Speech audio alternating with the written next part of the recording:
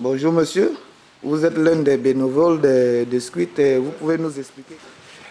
Non, j'ai une question. Oui. Tu vois, le Far Life, en fait, déjà, il faut expliquer pourquoi ça a été ouvert ici. Oui.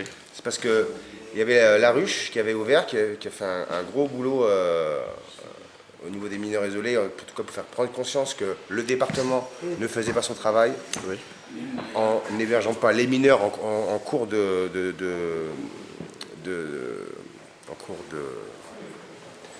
Sans papier quoi. non, en cours Recours. non, en cours de procédure normale, pardon, Oui.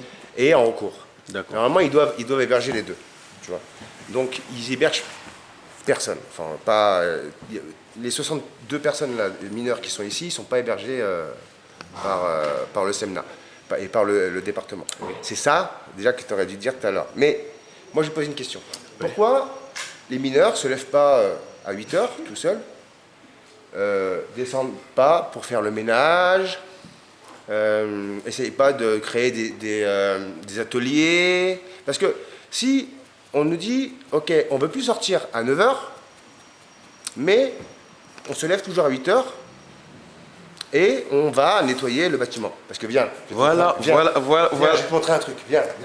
Mais pour... Viens. Donc ça, ici c'est le sleeping. D'accord. Tu vois déjà, regarde. Les marches, elles sont pas propres. Parce que, si tu veux, les mineurs ici, vous n'êtes pas. Zéro. Tu vois, pour le ménage, tout ça. Mais sinon, j'ai pensé à ça depuis. Il y a bien. Parce que le problème, on a essayé au début, si tu veux, tout était, c'était libre. Hein. Les gens rentraient et sortaient à l'heure qu'ils voulaient. D'accord. Le problème, c'est que les gens dormaient jusqu'à midi. Et que les trucs comme ça, tu vois, regarde. Filme-là, là. Tu vois, ça c'est sale, ça. Tu vois, ça c'est les mineurs qui font ça. Tu vois, regarde, ça c'est sale. Et c'est pas faute que les majeurs nettoient souvent, hein. Mais les mineurs ne sont pas du tout responsables. Alors du coup, quand tu n'es pas responsable, et on prend des décisions pour toi. Si tous les mineurs là étaient responsables, moi je ne prendrais pas de décision pour les mineurs ou beaucoup moins. Tu comprends?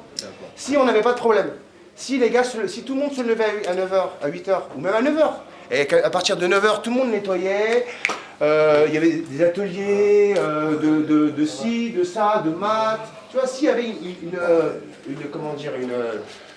un élan collectif bénéfique de tous les mineurs, Bon, c'est ça. et que là, ils viennent nous voir en nous disant, bon, on voudrait rester ici pour travailler, on voudrait rester ici pour étudier, on voudrait rester ici pour... On pourrait faire ça, comme tu l'as dit, si d'autres bénévoles venaient encadrer un peu tout ça, ou en tout cas aider, tu vois. Mais le problème, c'est que, et à la fois, les mineurs ne sont pas responsables, c'est-à-dire ils ne sont pas propres, si on laissait tout faire, ça serait le Bronx ici. Ils cassent les fenêtres. Quand on est arrivé ici, il y avait toutes les fenêtres. Toutes les fenêtres qui ont été cassées, c'est des mineurs qui les ont cassées. Mais on ne peut jamais savoir qui les a cassées. Personne ne dit qui. On pourrait dire, ok, t'as cassé, tu rembourses la fenêtre et tu vas aider pour la remettre. Ce qui serait normal, tu vois. Mais ça, c'est pas possible. Parce que quand il y a une fenêtre qui est cassée, personne ne sait qui c'est. Donc du coup, c'est à nous, bénévoles, de mettre de l'argent de notre poche pour remplacer les fenêtres. À un moment donné, on nous dit stop, je remplace plus les fenêtres. J'ai remplacé 20 fenêtres ici. À un moment donné, j'ai dit stop. Parce que je mettais tout mon argent dans les fenêtres. Donc, il faut se poser la question de qu'est-ce qu'on a le droit et qu'est-ce qu'on doit faire aussi. Voilà. C'est important. C'est pour ça, moi j'avais décidé, parce que pour dire vrai, je ne connaissais pas qui était Fred.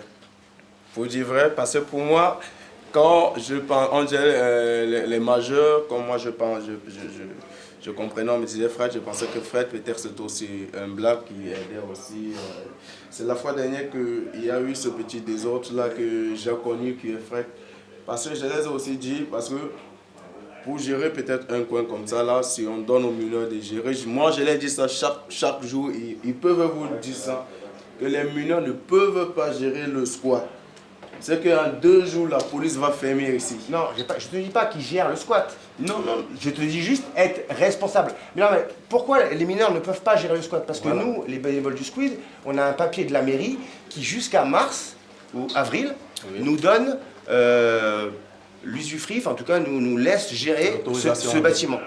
Donc, mais moi, ce que je te dis, c'est que s'il y avait un travail en commun entre les mineurs isolés, les majeurs qui nous aident à gérer le bâtiment et nous bénévoles. Bon, comment je dis... On pourrait s'adapter et changer quelques règles. Bon, En tout cas, si moi j'ai peut-être pris le mot peut-être mineur, gérer le squat, c'était de telle sorte que dès le début que j'ai connu le squat, bon, j'ai compris certains mots comme les mineurs disent non, ce sont eux qui vont gérer le squat. Après peut-être les analyses, après peut-être le nombre de temps que je suis passé, j'ai compris que le mineur ne peut pas gérer le SWAT. En 2 jours, ça va fermer parce que personne ne doit respecter personne ici. Parce que beaucoup de personnes, lorsqu'on les a dit, je suis déjà le président des mineurs, ils ont dit ceci, qu'ils n'étaient pas là pour m'avoir voté. Bon, moi, je me suis tué, je suis resté... Désolé de vous, de vous moi, couper. C'était un petit débat entre le président et Monsieur Fred. Et donc on s'est dit à la suite. moi, je suis président du Squid. Donc avec le président du Squid et le président des mineurs. Ah ok, le président du Squid et le président des mineurs. Bon, on va voilà. essayer de trouver une solution. Inch'Allah. Bonjour monsieur. Vous êtes l'un des bénévoles de Squid. Vous pouvez nous expliquer quelques règles d'ici? Parce que on ne comprend pas, par exemple, le matin, quand on sort à 9h et par exemple le soir quand on revient à 22h. Qu'est-ce qui se passe? Alors, le truc, c'est que nous, on est aidés par une équipe de bénévoles réfugiés qui tient la porte, enfin, en tout cas, qui surveille les entrées et les sorties, pour qu'il n'y ait que des mineurs isolés dans ce bâtiment. Et que le truc, c'est qu'ils ne peuvent pas travailler de 7h du matin à 22h non-stop. Donc, du coup, c'est pour ça qu'on a mis une coupure entre 9h du matin, l'heure de sortie, et 14h, l'heure de l'ouverture de l'accueil de jour. Il y a une deuxième raison, c'est que c'est pour que les mineurs ici ne restent pas jusqu'à midi toute la journée à dormir alors qu'ils ont des papiers à faire, des gens à voir, ou même juste essayer de s'élever personnellement, quoi. Et après 22h, parce que vu que c'est un bâtiment pour les mineurs, on pense qu'un mineur ne doit pas traîner dans la rue jusqu'à 2h du matin ou 3h du matin. Ça amène des problèmes. Et c'est toujours aussi le même problème pour la porte, c'est que tant qu'il y a des gens dehors qui veulent rentrer, il faut quelqu'un devant la porte pour l'ouvrir. Si on ne faisait pas ça, le bâtiment ne serait pas sécurisé. Nous, ce n'est pas ce qu'on souhaite. Donc, le problème, c'est pas qu'est-ce qu'on ne fait pas nous, c'est qu'est-ce que les autres ne font pas. C'est-à-dire que nous, normalement, tu vois, on devrait vous devriez partir à 9h, et à 9h, un accueil de jour pour les mineurs isolés, tenu par d'autres bénévoles, devrait prendre le relais de 9h à 18h. Après, à 18h, les mineurs rentrent ici, se font la popote et vont dormir. Ça serait quelque chose qui tournerait correctement. Mais nous, on n'est que 5 bénévoles au Squid.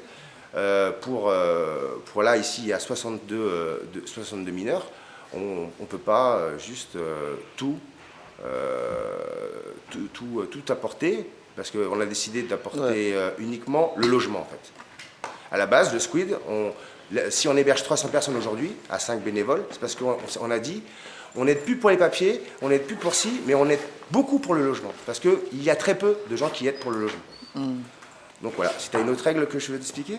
Ah non, c'est bon. Merci beaucoup. De rien. Bonjour monsieur. Oui, bonjour. Apparemment c'est vous le président des mineurs ici dans le stick. Voilà, donc on vient vers vous pour demander. Il y a... comment il s'appelle? Derrick, c'est ça? Monsieur Fred. Monsieur Fred. Ah ouais, Monsieur Fred qui a dit son impression ici. Qu'est-ce que vous en pensez sur la sortie du matin, la rentrée du soir et tout ça à 14h? Bon, par rapport à ces expressions et par rapport à ces dits, c'est tout à fait normal. Et d'une part aussi, il n'approuve pas la thèse. Pourquoi? Parce que déjà, quand c'est le moment d'été, c'est tout à fait normal que tout être humain puisse sortir à 6h parce qu'en plein 6h, il y a le soleil. Mais par rapport au moment d'hiver, par rapport au temps qu'il fait, il fait moins de 16 degrés. Lorsqu'un enfant peut-être s'élève comme ça là, en courant dans les rues, moi je trouve que ce n'est pas normal parce qu'il est exposé à tout risque. Le simple fait, parce que beaucoup de personnes ne savent pas ce que c'est que l'hiver, lorsque l'eau froide te frappe bien la poitrine, après à un moment donné, tu puisses avoir le risque d'avoir de l'eau dans les poumons. Moi, tout ce que je voulais, c'est un truc d'organisation. L'organisation, c'est quoi? C'est que parmi le staff qu'on a choisi, les 10 personnes pour gérer les mineurs que nous sommes, on devait chercher aussi peut-être 4 responsables parmi ces mineurs. Et puis pour aussi assurer peut-être à pas prendre le relais à partir de 9h peut-être jusqu'à 11h. Le simple fait que les mineurs puissent être en abri le temps qu'on essaie de voir si il fait un peu beau et puis ils puissent sortir pour aller peut-être se balader parce qu'ici en France on ne fait rien. On passe le temps à marcher peut-être jusqu'à 14h et comme il pleut, on ne connaît pas là où on va s'abriter. Le simple fait d'aller peut-être au quai soit dans le voisinage pour dire s'il vous plaît, je veux peut-être soit me reposer. Le voisin doit avoir peur parce que justement il va aussi se dire qu'on ne connaît pas ses intentions, on ne sait pas par contre ou pourquoi il est là. Bon, Président, désolé de vous couper, mais pourquoi vous êtes ici au Fort Life? Pourquoi vous êtes là? La question n'est pas pourquoi je suis ici au Fort Life, parce que la question c'est que lorsque tu es mineur isolé et que lorsque peut-être tu passes par le séminaire, lorsqu'on ne te valide pas, on t'envoie pour faire le recours. C'est la raison pour laquelle tout le monde se retrouve au Fort Life. Personne n'a voulu être au Fort Life parce qu'il faut qu'on se dise la vérité. C'est qu'aussi, il n'y a pas, je ne connaissais pas ce que c'est que le Fort Life. Lorsqu'on m'a dit, il faut chercher l'association, il faut arriver, on va te loger. Et c'est ici qu'on a retrouvé soit le personnel ici. Donc, si je comprends bien, c'est un endroit de passage pour les mineurs sans abri, tu vois? Ou c'est... Qu'est-ce que vous en pensez? Bon, je ne peux pas dire que c'est un endroit de passage pour les mineurs. Pourquoi? Parce que c'est pas comme si tu viens, tu passes une nuit ou 2 nuits et puis tu pars parce que ça dépend du nombre de temps que ton recours se passe. Ça peut se passer en 3 mois, en 4 mois, même en 7 mois. Donc, à un moment donné, ça vient déjà quand ton lieu de recueil, que chaque matin tu te lèves, tu sors et chaque matin tu viens et te couches. Pour moi, ce que j'avais voulu, c'est une organisation. L'organisation, c'est quoi? C'est qu'on essaye aussi peut-être de comprendre les majeurs. Parce qu'on a mis un système ici, parce que beaucoup de personnes ne savent pas que je suis le président des mineurs ici. Ils ont décidé qu'ils ne veulent plus que les mineurs fument ici. On a fait notre propre réunion à nous. On a décidé qu'il ne faut plus les cigarettes dans le squat, oui. Et ils ont compris ça comme ça et j'ai essayé de voir pendant plus d'1 semaine. Après, on a constaté que oui, la cigarette, il n'y a plus de cigarettes. Et après, on a décidé aussi, peut-être avec l'appui des majeurs, de faire ce qu'on appelle l'accueil du jour, l'accueil de nuit, de telle sorte qu'on puisse avoir peut-être quelque chose à grignoter avant de se coucher. Moi, tout ce que j'étais en train peut-être de plaider en notre faveur, on essaie peut-être de regarder peut-être les horaires de sortie. Pas pour dire qu'on va sortir à 20h, pas pour dire qu'on va sortir à 14h, mais peut-être au-delà peut-être de 9h.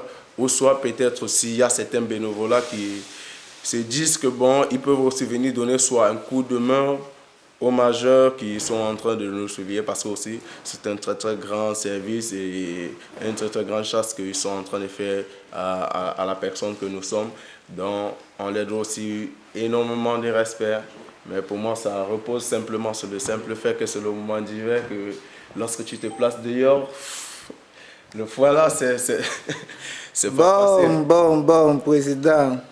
On vous remercie pour votre participation. C'était ZCI, ce reportage. On se dit à plus pour la prochaine. Merci.